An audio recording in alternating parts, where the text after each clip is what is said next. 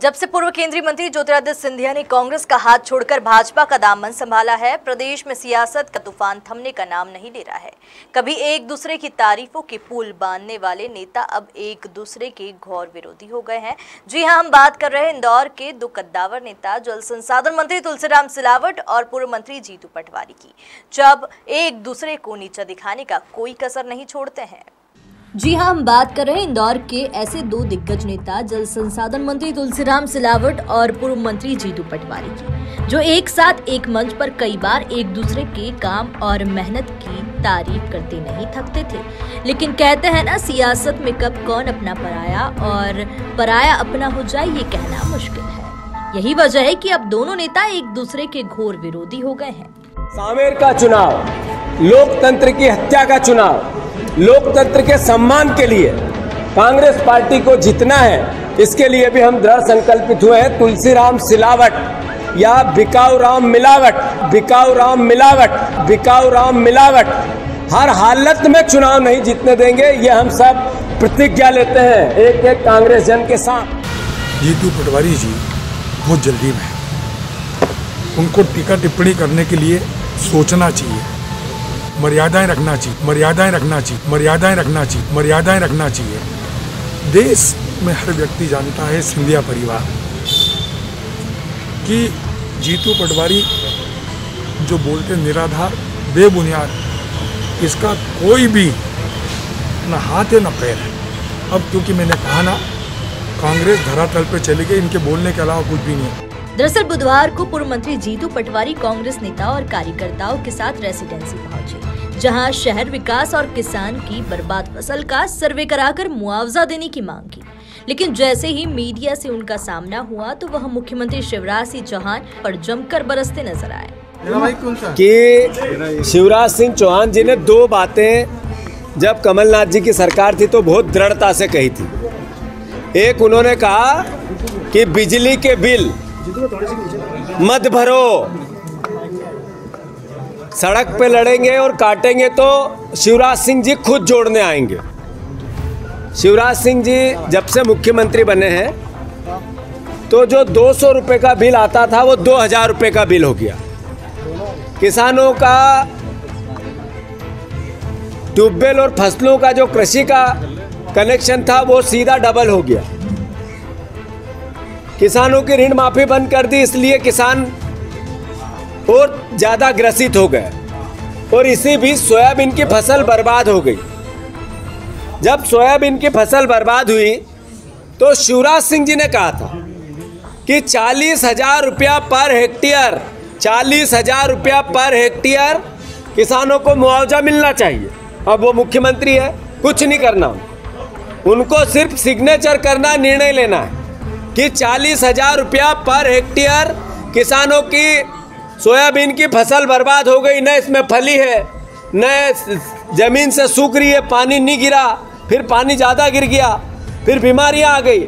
और सबसे बड़ी बात, शिवराज सिंह जी जब से बने हैं, जब से माफिया राज जो पेस्टिसाइड में है वो सर चढ़ के उसका तांडव मच गया है।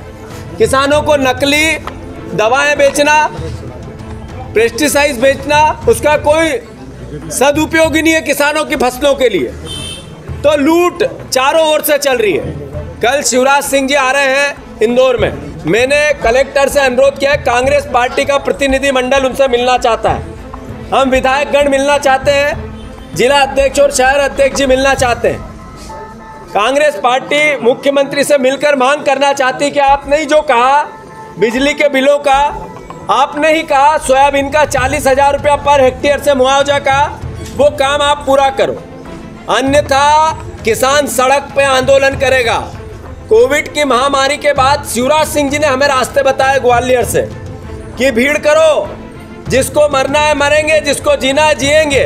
हमने प्रशासन की हमेशा बात मानी, सरकार की बात मानी, नियमों को पाला, पर अब किसान की बात आएगी तो नेचुरल है कि हमें किसान के हित में अपनी जान को भी जोखिम में डालना पड़ा तो डालेंगे।